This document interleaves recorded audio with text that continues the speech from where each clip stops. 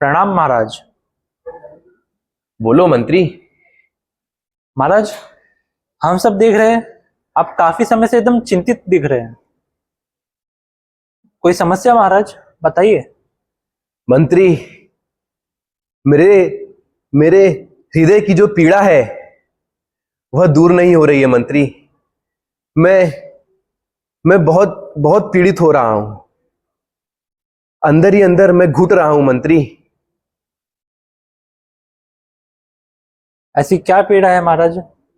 वो समस्या हमें बताइए, हम कुछ प्रयास कर सकते हैं वो हल करने का। मंत्री, तुम तो जानते ही हो, मेरे जीवन में मेरी एक ही इच्छा है कि मुझे पुत्र की प्राप्ति हो। और मेरी बढ़ती उम्र मुझे यह एहसास दिला रही है कि मेरी यह इच्छा अधूरी ना रह जाए। मंत्री, मैंने अपने इस जीवन में ऐसा कोई पाप कार्य नहीं किया जिससे मुझे यह पीड़ा हो रही है। यहां तक कि हमारे खजाने में भी कोई गलत कार्य किया हुआ धन नहीं है।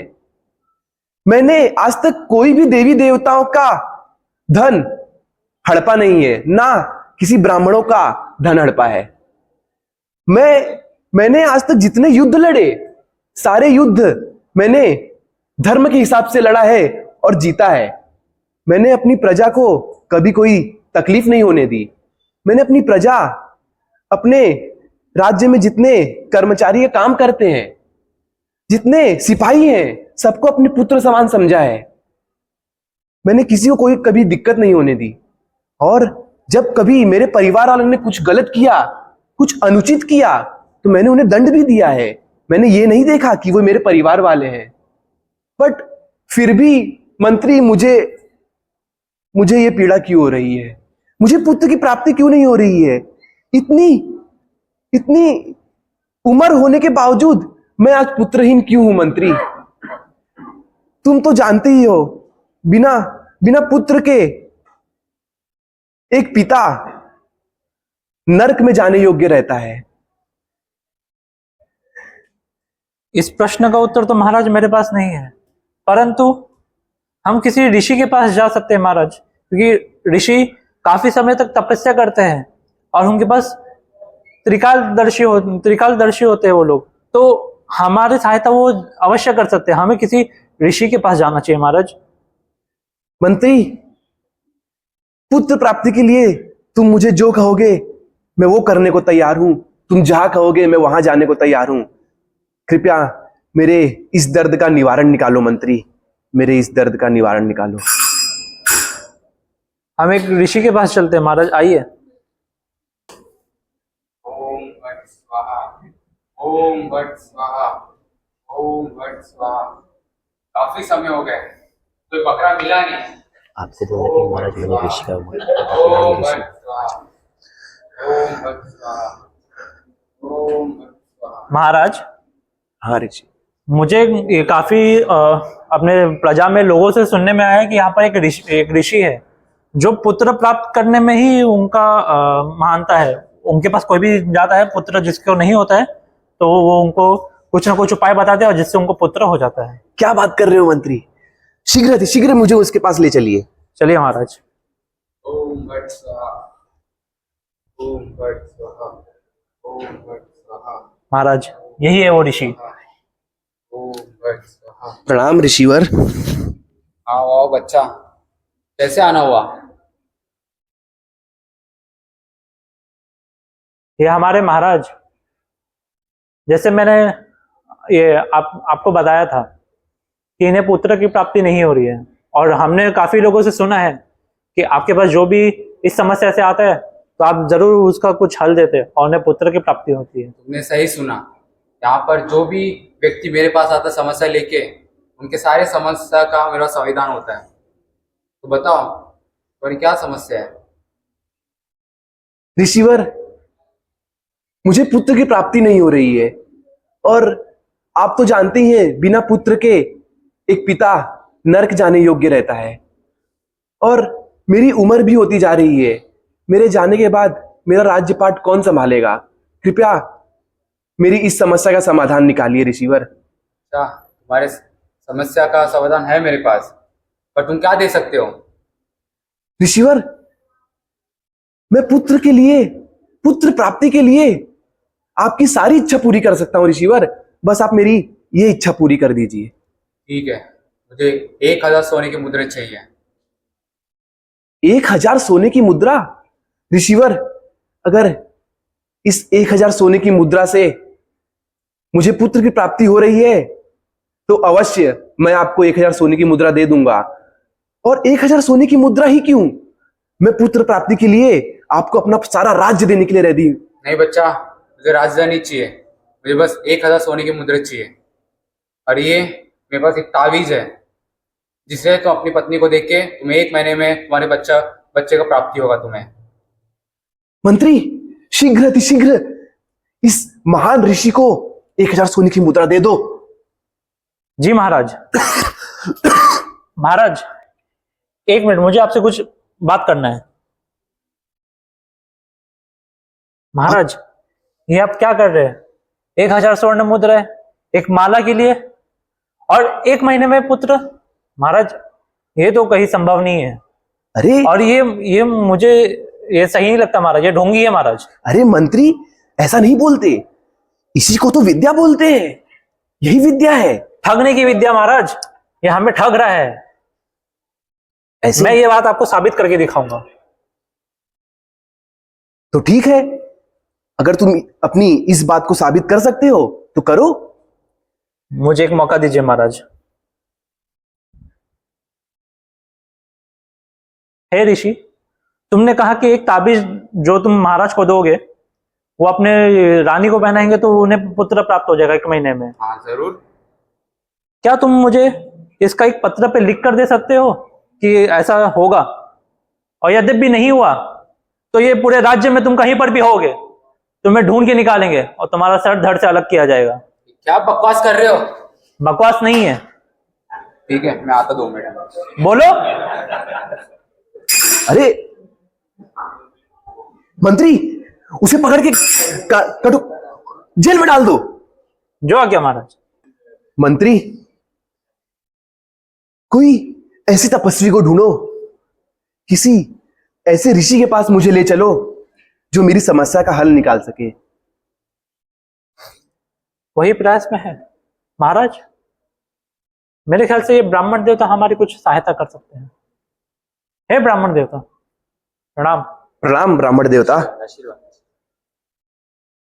आपको तो मैं जानता हूँ, आप तो राजा हो ना, तो आप इतने क्यों लग रहे हो? क्या कोई समस्या है? जी ब्राह्मण देवता, हम एक ऋषि को ढूंढ रहे हैं जो हमारे महाराज की समस्या को हल कर सके।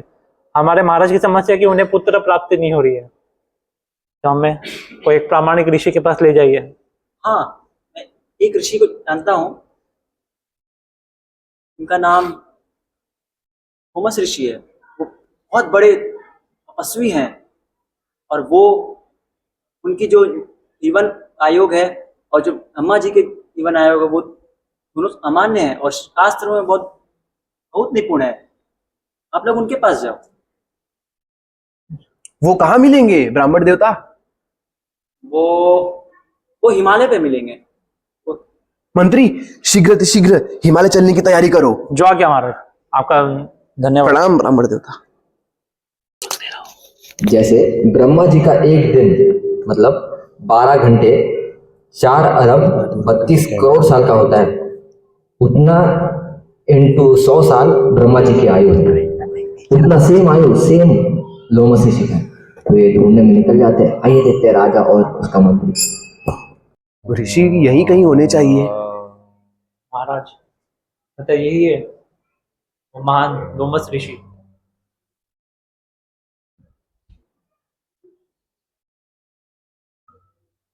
प्रणाम। प्रणाम ऋषिवर। आज तो हमारे सौभाग्य है कि हमें ये महान तपस्वी लोमस ऋषि के दर्शन प्राप्त हुए, जिनकी आयु स्वयं ब्रह्मा जी की आयु समान है।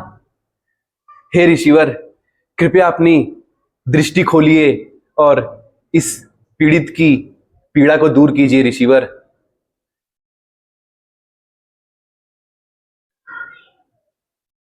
राजा और मंत्री मेरे यहाँ पे क्या कर रहे हैं? और आप मेरी स्तुति क्यों कर रहे हो? मैं भगवान की सहायता मैं सब जगह पे सहायता कर सकता हूं आप लोग की, और इसमें संदेह मत करो। आपकी क्या समस्या है बताइए। जैसे भगवान बोलते हैं भगवद गीता में, सूर्यदम सर्वभूतानां, तो वैसे ही उनका ही प्रतिनिधि होके मैं सब जीवों की सहायता करने के लिए रेडी हूं। आप बताइए आपकी क्या समस्या है। ऋषिवर, ऋषिवर, मैं एक राजा हूं ऋषिवर, और मेरी उम्र दिन प्रतिदिन जैसे जैसे समय आगे बढ़ रहा है, मैं कमजोर और मेरी उम्र बढ़ती जा रही है। लेकिन राजा होते हुए भी मेरे मन में एक पीड़ा है, और वो पीड़ा है कि मैं पुत्र का सुख में नहीं भोग पा रहा हूं।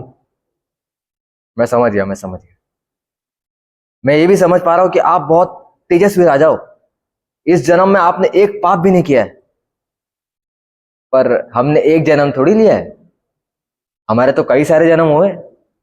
पता नहीं तभी कुछ पाप हुआ रहेगा, पर जानना पड़ेगा। तो क्या आप मेरे साथ आ सकते हो? आपकी जो आज्ञा। आपके पूर्व जन्म में लेके चलते हैं आपको।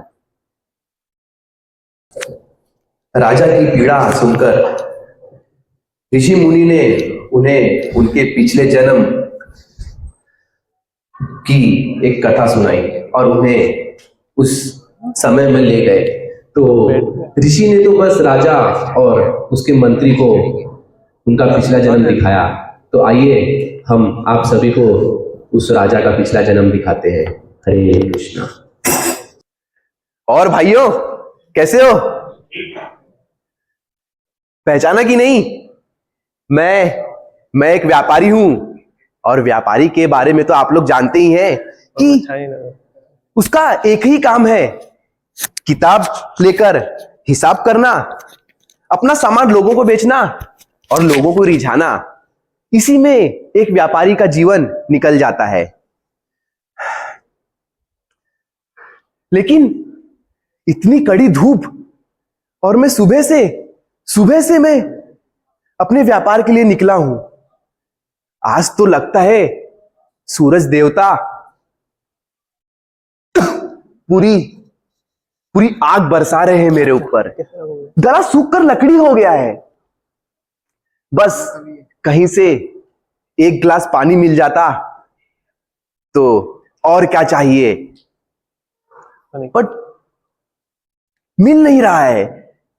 अगर इस कड़ी धूप में एक गिलास पानी और सुकून की कोई छांव मिल जाए तो उससे ज्यादा मुनाफा क्या होगा। तो चलिए मैं पानी की तलाश में जाता हूं और आप लोग से जल्दी मिलता हूं।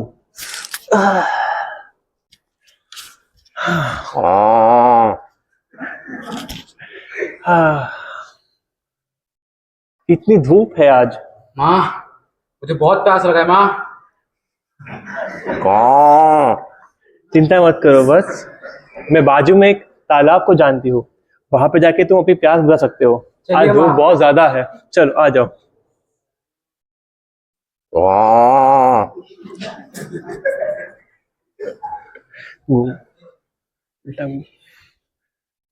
हम आ गए। यहाँ पे छाव भी है और तालाब भी, वो अपनी प्यास बुझा सकते हो। आ जाओ। इतनी कड़ी पी लो। धूप, अरे पानी, अरे ये छो छो, हट हट हट हट हट हट हट हट हट हट हट हट।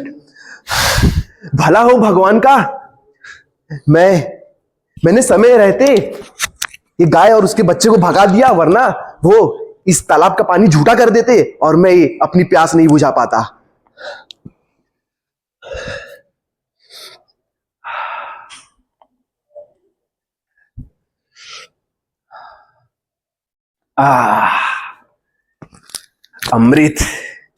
अमृत प्राप्ति हो गई। देखा आप लोगों ने? ऋषिवर, मैंने तो सुना है कि सारे पापों का कुछ ना कुछ पश्चाताप होता है। होता है, पर वो एकादशी का दिन था, और एकादशी का दिन में आपने गाय का अपराध कर दिया। हाँ, कुछ तो रास्ता दिखाइए ऋषिवर। है एक रास्ता है, हर चीज का कुछ ना कुछ तो रास्ता होता है। तो एक शुक्ल मास में, शुक्ल पक्ष में, श्रावण मास में पुत्रदा एकादशी आती है। अगर आप उसका पालन कर सकते हो तो आपको पुत्र हो जाएगा, आपके राजा को पुत्र हो जाएगा। पर उसका कड़क नियम पालन करना पड़ेगा। एकादशी का नियम तो जानते हो ना, क्यों बताना पड़ेगा? आप बताइए। अन्न नहीं खाते उस समय पे, अगर हो सके तो पानी भी नहीं पीना है। अगर वो भी नहीं हो रहा है तो ठीक है, थोड़ा पानी वगैरह पी सकते हैं। पर सबसे कड़क है निर्जला एकादशी। और राजा को नहीं करना है, पूरे गांव वासियों को करना है। और गांव वासियों का जो भी आप फल मिलेगा राजा के लिए अर्पण कर दीजिए, और फिर पुत्र की बातें हो जाएगी। जैसे जैसे आपकी आज्ञा ऋषि। धन्यवाद ऋषिवर। आज कौन सा दिन है? एकादशी। तो ये जो एकादशी की महिमा है, ये आज एकादशी की महिमा नहीं, माफ कीजिए, ये अगले आने वाले एकादशी की महिमा है, जो पुत्रदा एकादशी। आज की एकादशी का नाम कौन बताएगा? कौन बता जाएगा एकादशी? पीछे वाले नहीं, हाथ ऊपर नीचे जो कौन पहली बार आ जाएगा? फर्स्ट टाइम हाथ ऊपर की। अच्छा, सब लोग आ चुके हैं फर्स्ट टाइम। तो आज के एकादशी का नाम है कामिका एकादशी। आज के एकादशी का महत्व है कि जो भी आज की एकादशी के दिन तुलसी को बस देख लेता है ना, तुलसी को छूना नहीं है, कुछ प्रणाम नहीं करना, सिर्फ देखना है उसको, और जल डाला तो बाप रे, खत्म हो गया उसका। तो आज के एकादशी का महत्व तुलसी के ऊपर है।